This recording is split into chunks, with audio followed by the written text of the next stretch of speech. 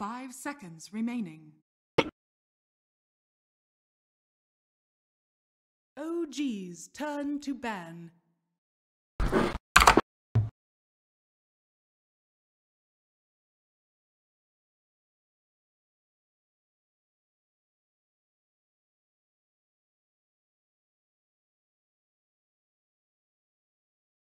Ten seconds remaining. 5 seconds remaining. Dire team ban. OG's turn to ban.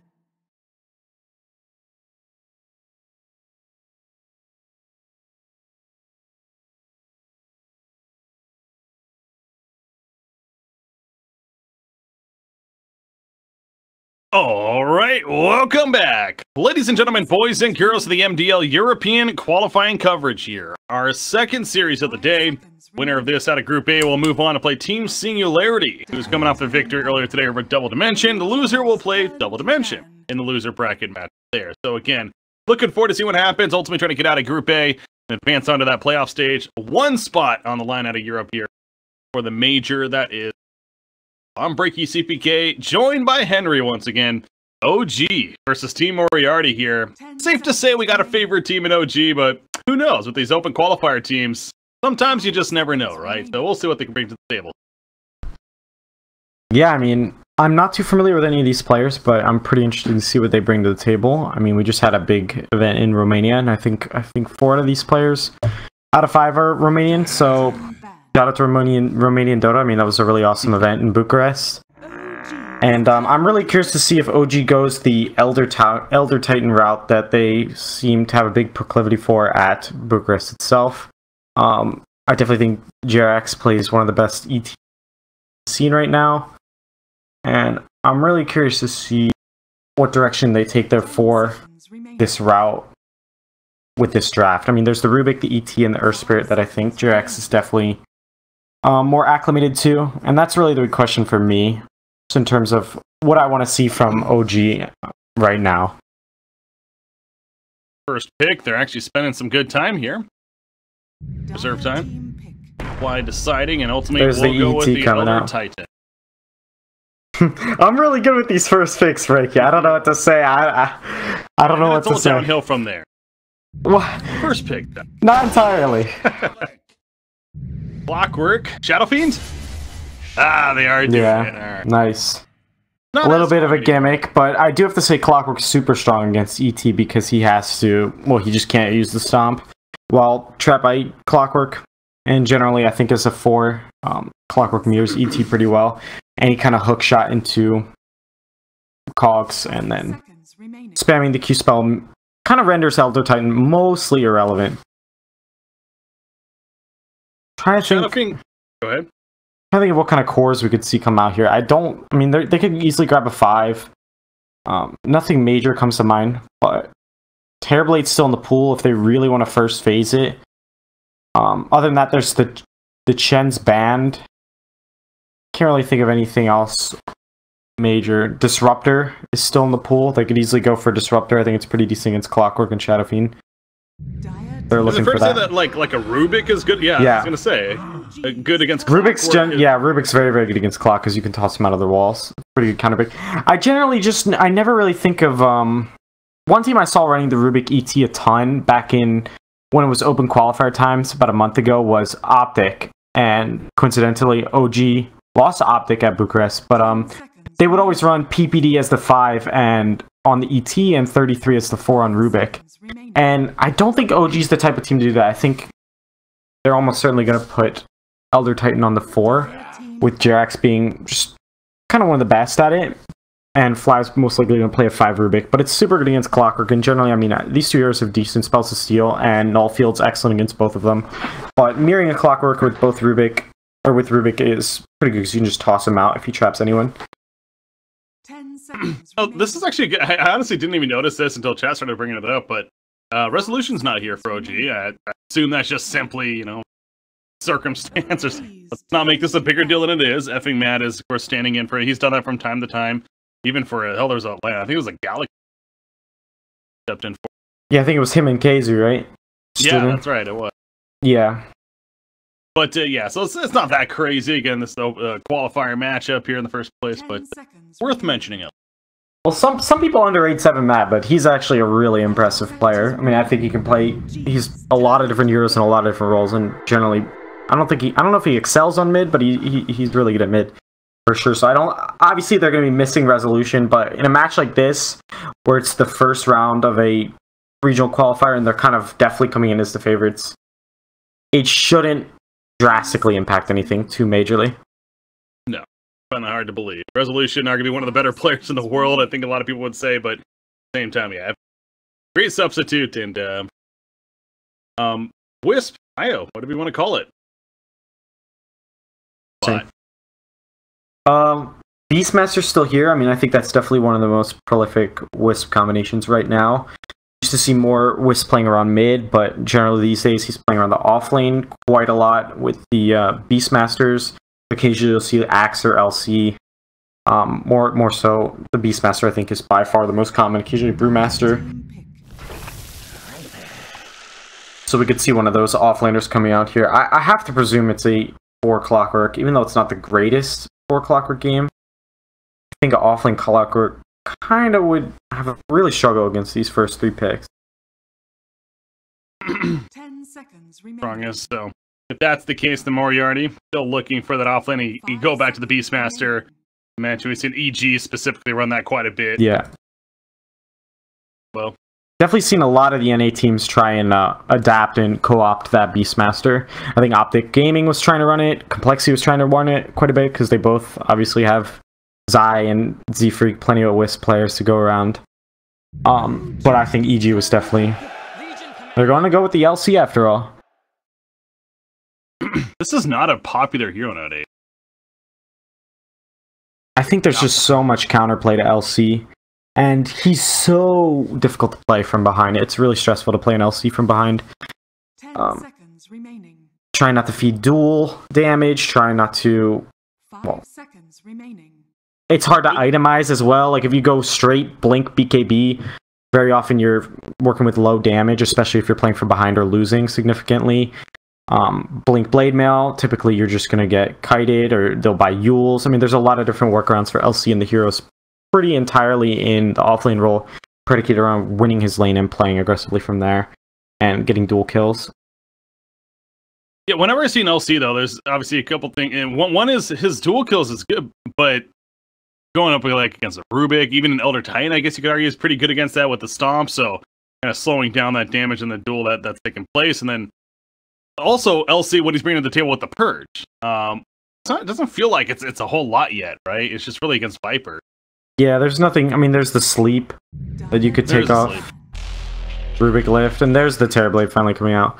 I actually want to say I really do like the Viper this game. It's great against SF, and I think it's really underrated against Wisp, because if you accidentally knock him with the Orbs of Wisp, you'll proc the Viper Corrosive Skin, and then you can't earn yourself or bottle yourself, and that takes down a lot of your utility in terms of healing people. And then I think it's a natural 4-staff builder against Clockwork, so I generally think Viper's going to do... I like the pick quite a lot, and then the Terrorblade follow-up. Super high armor, pretty strong against LC. Also, great Hurricane Pike builder against Clockwork. I think Clockwork's going to have a generally really rough game past this 15-20 minute mark if Viper and Terrorblade both get their 4-staffs, and there's a Rubik as well to displace him. To ban the S4 puck. Final ban, so figure it still need the S4 hero. Yeah, I mean, if you had a puck in your Clockwork would struggle a lot to find a lane to roam. 10 seconds. Wouldn't be able to kill puck because of the orb. Viper would be hard to kill because it's Viper, and then there's also the Rubik protecting the Terrorblade with the displacement, so... I like that ban a lot. I think it's really smart. Final ban for OG before they get into OG's turn to pick. Lone Druid and the snap pick. Instant tiny. So I'm wondering, is there potential that this is maybe a position 1 LC, or would that just be... I would not like it. Other than LC's overwhelming odds, they don't have anything that deals with Terrorblade. So they pick a super high armor melee carry that happens to be great against Tiny. So I think Monkey King was definitely one of the better picks they could work with there. King final pick. Yeah, pretty confident one that didn't spend too much time thinking about that here. And the other thing, though, too, with the Wisp, the IO pickup, usually you have that obvious tether target that he's with, whether it's a Tiny or an Ursa even. Who is he going to be looking to latch onto this? Going to be the Monkey King? I think he's going to almost certainly play in the offlane with LC, I would have to believe. I'm not sure if this is, I believe, a position 5 Wisp. Or maybe they're just diverting from their conventional roles for one game, but I mean, the Clockwork's definitely going to have a hard game if he doesn't start with Windlace or Boots, so I assume Wisp has to buy the support items.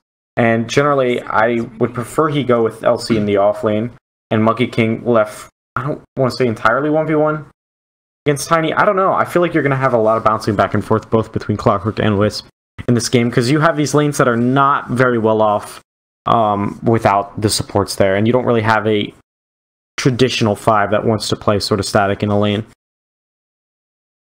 A lot of movement to come here for Moriarty's side, it feels like, especially.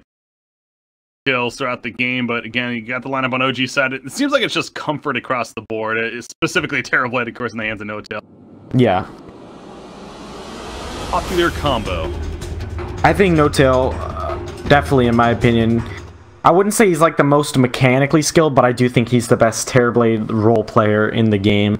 I've never seen anyone to just be, say, level 5 and buy themselves a smoke and fly the smoke out to themselves as a Terrorblade and then run mid and gank the mid laner and take a tower with Metamorphosis, more than I've seen him do stuff like that that just seems inconceivable to a pub player like myself. So this goes back to the Shadow Fiend Clockwork combo and how it's, again, not as strong. Oh, ugh. They're only getting 2 each time. Don't you usually want to get 3? Yeah, he's missing a couple right here. But again, it goes back, the nerf that happened to Shadow Fiend actually, he's kind of nerfed this idea. You can only get 12 max. Oh, there you go. That was good. One more time and not going to be at 12 act. And OG knows that they're doing this, so OG's going to try and get at least 3, if not 4 bounty runes, which is definitely what you would like to do. He'll be settling for the 10 souls, and but yeah, as you pointed out, OG very aware of what's going on. Trying to take looks like they're changing the lanes for OG. They're just going to send No-Tail on the Rubik top and S4 to solo bottom. For now, at least. To sort of match up against that LC and presumably Wisp, who did buy the support items, but he's still going bottle, so he's pulled 460 plus the bounty runes. It's gonna take about 100 extra. Yep, Radiant side, they're gonna get 3 bounty runes here. Yeah. The 1. Ready? IO, he's setting up to get the bottle ASAP. Just got some tangos early on. 500 gold saved up, so that as soon as possible. Now he's sitting with the Shadow Fiend, who did end up getting the 12. Illusionist, the one player that you mentioned you maybe recognize from pubs a little bit. The squad.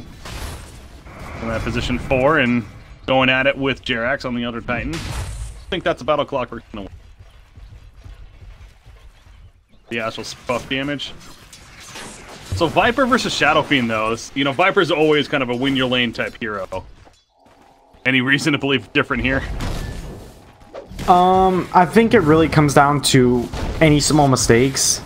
I think generally you're starting with 12 souls, so it evens it out a little bit, and Shadow Fiend with the raise changes recently.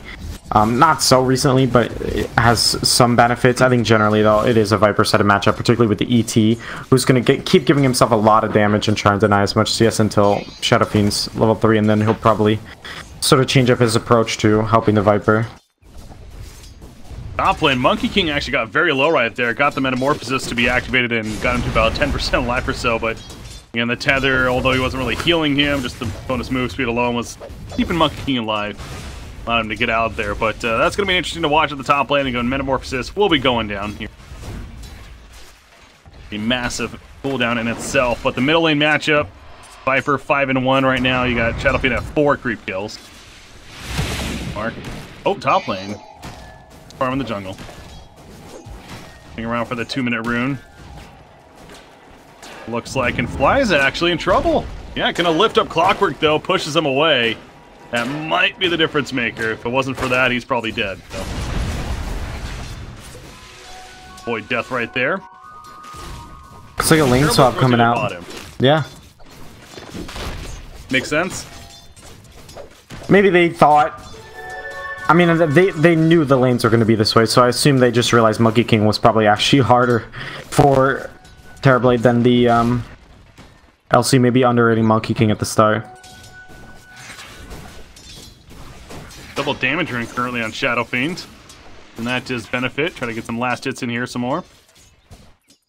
As you see Elder Titan, though, somewhat wrapping around. Has the Echo Stomp ready. See if he finds his angle. I mean, Shadow Fiend's pushing up pretty far right now. Yeah, he's in some trouble now. Did he go too far is the question. The Echo Stomp's going to miss, so perhaps not. They still can chase, He's going to hit pretty hard himself. Yeah, they're going to run him down. Even the Fade Bolt coming out, and Mad will indeed pick up the first blood. So Shadow Fiend, again, a little too comfortable. So I'm really curious to see what kind of build Viper goes this game. I could easily see something like a Hood 4-staff working really well for him into maybe a Hurricane Pike. After whatever his boots of choice are, which I assume are brown boots or shreds. I think they're the only two boots. So I would like to see a Hood 4-staff, maybe even just a straight up 4-staff rush against Clockwork. And I think just generally having the 4-staff, it's going to be really hard for Monkey King, Clockwork, and Shadow Fiend to kill you very early on. And the 4-staff's going to buy you a lot of time to play very safely. Top lane, S4, he's level 4 already. You see level 3 on Monkey King, so they kind of push him out a little bit in that 2 versus 1. But meanwhile, middle lane, Fly, he is setting up here in the middle. It's like Shadow Fiend knows something's coming up. Fly is going to lift him into the Echo Stomp combo. Nope, he canceled it. It's a bit too early right there. And Mad, he'll just walk away. So you see an idea of that combo, at least, of the Elder Titan. Yeah, I think they just called the back call. I'm not exactly sure what the call was. Maybe that Clockwork was going to come. That point. Meanwhile, bottom rune gonna be fought for, and Fly's gonna try to get away now as Isle's here with the Clockwork. Battery assault in 7 seconds. Yeah, cooldowns are too long. Meanwhile, LC's doing a hell of a job. 24-3 right now. He's top of the charts. Dire Side does have that going for them. And LC, is there any reason to believe, is this going to be just the ASAP Blink Dagger game, or? I have to believe he goes a couple build-up items, like obviously the phase boots, he has the wand, he's queued up. And then I have to believe he goes something like Blink next. I can't imagine he goes anything like Armlet or Blade Mail first. It just seems unreasonable. I think he really needs to get good Blink kills and play aggressively and ahead, and most importantly, try and find opportunities to rotate with the Wisp and the relocate into lanes where Shadow Fiend and Monkey King are already coexisting with other people. Viper currently, again, doing very well in the middle lane. 24-2 right now. 4 more creep kills currently than Shadow Fiend. You see Clockwork sitting nearby. Really catch up to him as bottom lane. LC, speaking of those phase bits, running after Fly, but Fly a little bit too evasive. They want to go on to LC though. Yeah, LC at this point is really scary for anyone. I go for the meta form, go for the kill as a result. Another illusion popped, and one more attack should do it. Yep. Gets it off. That was just simply terribly. Yeah. Not even needed. Reflection not even needed. Oh, it's Frog. Nice thing is he has catapult, so he can choose to push this. I don't think LC will allow it. He'll probably come back and clear this out, but he could try and pressure with the rest of the meta and the catapult that he has. It's perfectly possible to do some building damage. There's a DD rune bottom. Oh, Matt's charging in, but here comes Clockwork now, so it's a big play, but Shadow Fiend's still gonna die. And the Elder Titan was there to cut off just in case, and now Illusionist is in a little bit of a scary spot himself. So you can see Shadow Fiend was playing aggressive on purpose, but he kind of underestimated the damage. Out. Yeah, I mean, people really, I think, it's not the most recent change, but I think people just generally still calculate Viper's orb. The fact that it does damage based on HP missing means the more and more you trade with a Viper, the worse and worse it's going to get.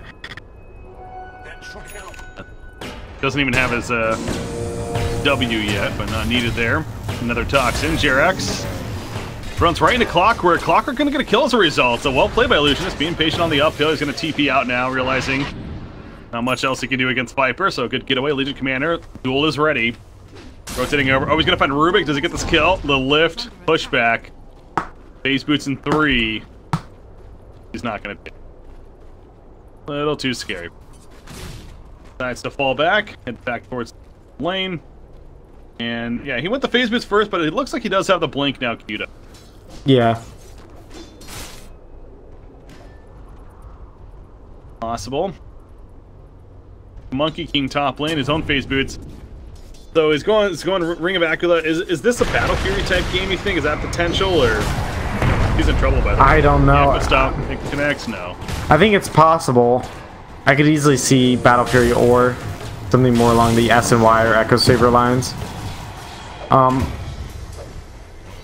I think it really just depends on what he chooses to do in terms of what direction the game starts going. Oh, middle lane. Shadowfiend goes down. Yeah, That Rubik runs with the out. lift. Swap the null field too. We're just hitting 4. And Viper is going the straight brown boots 4 staff, which is the build I am very, very glad that he's going, because I think it's the perfect Bottom build for lane. this game. Metamorphosis once again. Saberlight's gonna go for the TP out, and it's not in time. Fly actually did not have mana for the lift, so I thought he might have been successful, but just too much damage to actually escape right there. So interesting sequence of events. It was a great save initially from the Isle to keep Monkey King alive at the top lane, and they got the turn kill on a Elder Titan, but then they lose 3 heroes in succession after that. And they have a 62 lead for OG, so just when you had a little bit of a good news for Moriarty, not so much. Yeah, no Tail's going to pressure the tower. No Aquila, interestingly enough, yet, but he did rush raindrops against LC, which is super, super useful against the overwhelming odds. Especially when you're an illusion hero, but generally that's a lot of damage. You see this ward right here spotting both supports in the area. Dire team trying to react to it, but not going to happen. And meanwhile, distraction's good enough to allow Big Daddy No Tail push that bottom lane. The Metamorphosis still up, so easy tower kill. Switch over to Net Worth. No surprise, he's on top of the chart. It seems like Clockwork's really struggling to accomplish much. I generally have this belief that I think if you're going to run a 4 Clockwork, it has to be second phase particularly, but like third picked, as opposed to first picked. I just think it's so easy to pick heroes that are difficult for him to approach. Yeah. They clearly got stuck in the mentality of the Clockwork Shadowfiend combo, right? I mean, they snap-picked it. Yeah. They like that idea, so it's not even necessarily the Clockwork hero specifically, it's more for that combo. But yeah, the thing with that is you're kind of all in the basket of then Shadowfiend better have a great start. He did not. He's been doing meh. That's the big draft there. But I mean, there's still plenty of game left. In fact, speaking of Clockwork, he is going to grab the 10-minute bounty rune at least. Try to stop him, but he gets it. But yeah, top 3 net worth farm of the game, all belonging on the side of OG. Yeah, I'm interested to see what build No Tail goes. I'm more curious. Typically, we'll see drums, Yasha, or Dragonlance. More often than not, I think the Dragonlance are the first item. Almost always for the Terrorblade. I'm expecting a Dragonlance here for him into a Hurricane Pike. That's almost definitely what I would go against this lineup. But I could easily be wrong. I don't think we're going to see anything like the drums. It's almost certainly a Dragonlance or Yasha. Well, Rubik's enjoying some free farm bottom lane. Meanwhile, as I say that, duel. Oh, again, the lift. This is let's talk about Rubik's just so good against LC. For that reason right there. Away and he's fine. S4, meanwhile, he finds a free kill on a flash, it looks like. It gets the kill. Will it come at a cost? Is the question. Illusionist battery assault on top of him. Tox trapping him in. Now Shadowfiend's here throwing out a couple raises. Will secure it. And at least they get the turn on a tiny, so positive there for Moriarty once again. A little bit too far up. He is working on that blink, though. He has 1,500 gold. I mean, S4 is doing just fine. Progress. So yeah, if you're Monkey King now, especially knowing the pace of this game, even if you're thinking of a Battle Fury, it seems like that might be a little too risky now. I would not go for Battle Fury here. I'm kind of curious to see what he decides. I'm expecting something like an S and Y here. I think Echo Saber's also alright. Those are pretty much the only 2 items that come to mind. I think he definitely needs stats, whichever direction he goes in, particularly HP pool. And those are the 2 best items that come to mind for that. Top lane. You have Viper now up here, so Viper finally going away from the middle lane. 2-0-1. We haven't seen a duel just yet. Legion Commander might be trying for it right here. There's a duel. Elder Titan, though, with the stomp. Stomps both of them. Obviously going to stop the duel victory now. Massive set up a turn. Kill himself on top of the Earth Splitter. Not going to be enough damage. Yes, it will. LC goes down. They do lose both. But at least they took the LC with them. No duel victory. Yeah, that's a 4-man rotation, though. No Tail's just going to shove in mid. And he did go the Dragonlance. I'm curious to see if he goes Manta. Or? Yeah, they did. Clockwork just ran right into it, unfortunately, for his sake. And now Monkey King, trying to get the kill on a Rubik, will successfully do so. Fadeable. Down by them there again, but as you're talking about, I mean, Terrorblade is just freely farming elsewhere. You see that net worth starting to really... Yeah, and you can see almost like the pool. Like, they're not able to actually get anything with those kills top because they all have to run back middle after TPing top to stop Terrorblade from getting a free tower or the creeps he shoved in from doing a ton of building damage. And so they actually end up wasting a lot of time and it almost hurts them in a way. And in the end, now that they've ran mid for Terrorblade, they're getting pulled around again. They have to choose if they want to come top again to fight S4, who's pressuring this lane. And if they come top, then Terrorblade's going to shove in bottom, as he's doing now. So it's one of those things that's actually really rough. He's actually having his illusion shove in bot while he TP's top.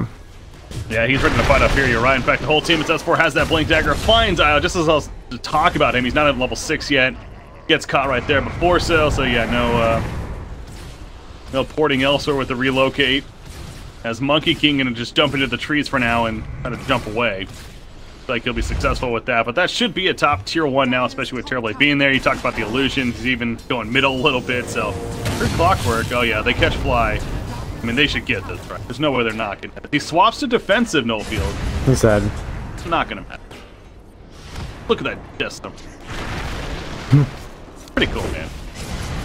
I'm gonna have some fun with that. You should get it. Dota Plus, man. I will. Future. Is under attack. The Rubik's dead, but again, it kind of goes back to what you were saying before. I mean, Moriarty, they're spending a lot of resources to get a lot of these rotations just to get simply a Rubik kill. The Elder Titan, well, okay, get him as the well, and this is gonna be the first duel victory. There you go. Get on the board now.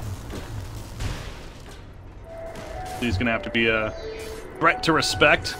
The more duel victories he gets, of course.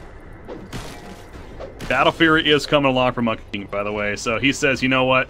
Still worth it. Okay. Your response just, okay, yeah, you're wrong, but okay. I honestly don't think he's wrong. I'm definitely not an expert on Monkey King or the carry role. I just feel like it's interesting to me that you see someone like Shadow Fiend going Dragonlance, Aquila, Wand, Drums, and you see someone like Monkey King who's essentially trying to invest in a future that the team is not looking to play around. Mm-hmm. I think I would much rather see Monkey King try and itemize around the hitting a timing that with SF getting all of his stat items and LC now having the blink. I'd like to see maybe them up the ante and maybe get some aggression going, which his item build is not very conducive towards, but they might do anyways. Oh, LC jumping in, had a duel to knock it off right there. Relocating as well with Monkey King. They're gonna catch Rubik. Everything being used on him, it felt like right there, from the hook shot. So they did get another duel victory. Again, it's as long as you're getting duel victories in these rotations, it's fairly worth it for Moriarty. Smoke around as well, but back to the bottom lane. Shadow Fiend hanging around a little bit too long. Earth Splitter set up on top. That should be an easy kill. With all of a sudden 4 heroes showing up for OG, so they're like, yeah, that was our captain, assholes. We liked him. One thing I noticed, and I feel like this is intentional, is after relocate is used, they send all 5, or well, at the moment 4, because Rubik wasn't there, heroes to group up.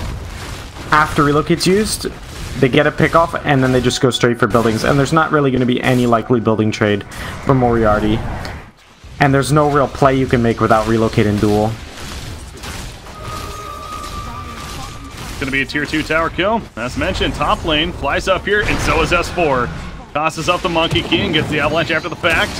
We go with a stolen boundless strike actually, but Isle's there for the save initially. Fly, he's gonna go down and return the hook shot as well.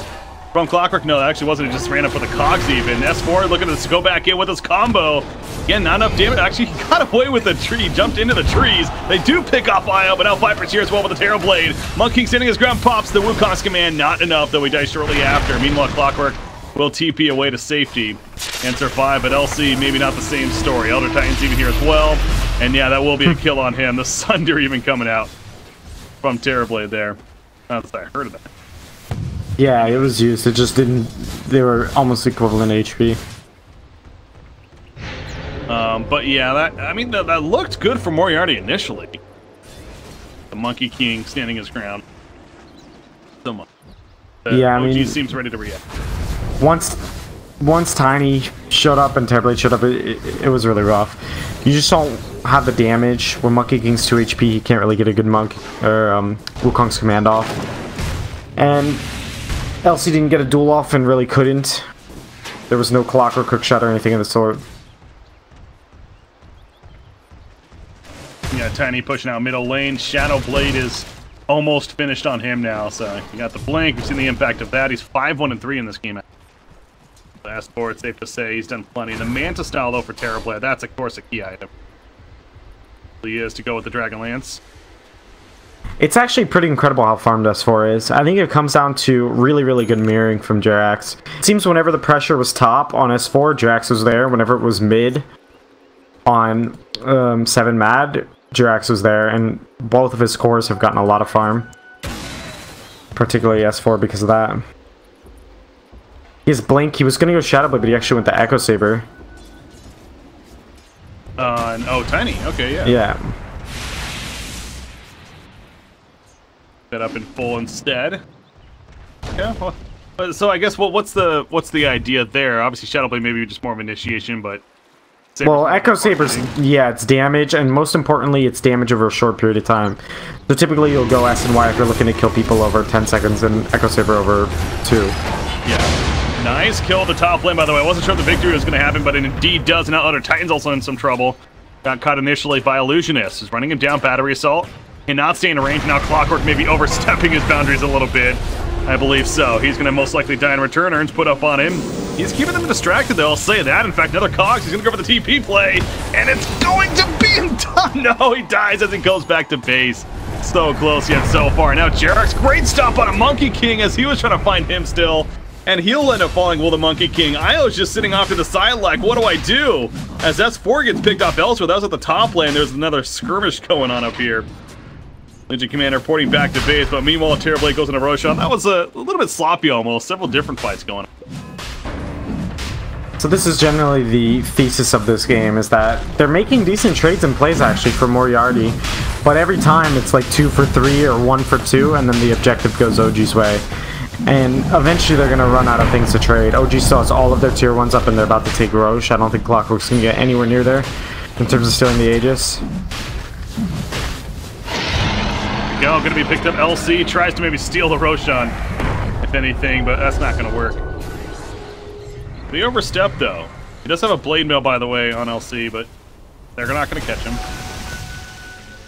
Indeed be fine. So Terrorblade picks up the Aegis. Another 1,400 gold already saved up. I mean, Nocho just continues to accelerate, but you're right. Look at Tiny. He's 8,200 now. We're second in the game. He really is having a successful game farming here. Well, and then Viper shortly after that, or not far beyond. Pike finished. But on the other side, it's really Shadow Fiend looking pretty good. Is going for the first item, Hurricane Pike, which maybe is necessary, but you know how powerful is that going to be? Oh, by the way, top lane hook shot yeah. attempt, completely whiffed right there. He guessed wrong way. I mean, catch them. Hurricane Pike's generally really good against every hero in the enemy team. It's good against Reflection, good against getting away against Terrorblade. They have a hard time gap closing, but it doesn't really matter if you can survive if you can't actually kill. I'm also looking at this Monkey King and the Battle Fury finish now for a little bit, obviously, and pushing the tier 1 bottom tower, but you can see he's still kind of in the middle of the pack of that net worth. Really needs that Battle Fury to pay off as the game goes on here. Middle lane, though.